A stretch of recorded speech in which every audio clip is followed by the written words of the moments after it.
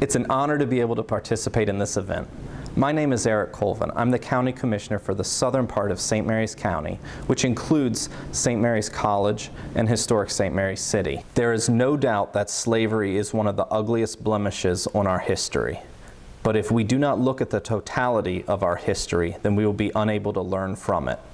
If we keep our skeletons hidden in the closet, we steal the legacy of those whose lives were already stolen from them.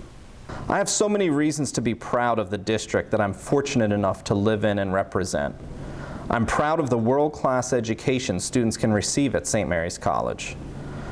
I'm proud of the community spirit that can be found throughout our county.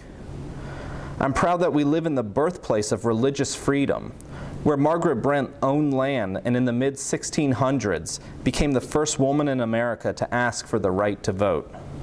I'm proud that this is where Matthias de Sousa was the first black man to vote in America, and that in St. Mary's County, Joe Lee Somerville became the first African-American sheriff in the entire state of Maryland.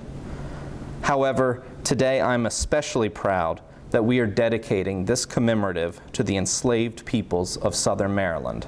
I'm also happy to present this proclamation from the Commissioners of St. Mary's County to St. Mary's College of Maryland.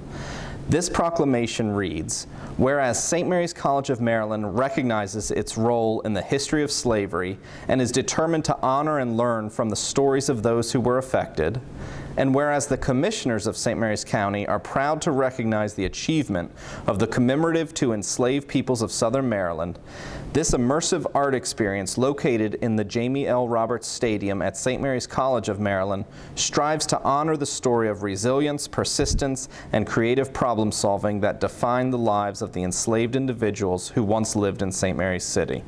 It provides visitors with the space to acknowledge and learn while providing a place for reflection and introspection about the nature of slavery and its connections to modern society.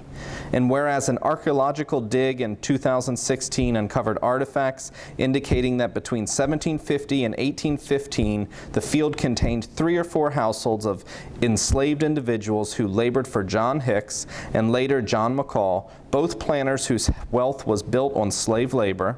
And whereas the Commemorative to the Enslaved Peoples of Southern Maryland is charged with changing the perspective from which we interact with the subject of slavery, provides new ways to connect with and understand our shared history, and now, therefore, we, the Commissioners of St. Mary's County, do hereby recognize the charge of the Commemorative to the Enslaved Peoples of Southern Maryland and encourage the citizens of St. Mary's County to take this opportunity to learn more about the history of our community. Thank you all, and it's a pleasure to be able to present this to you.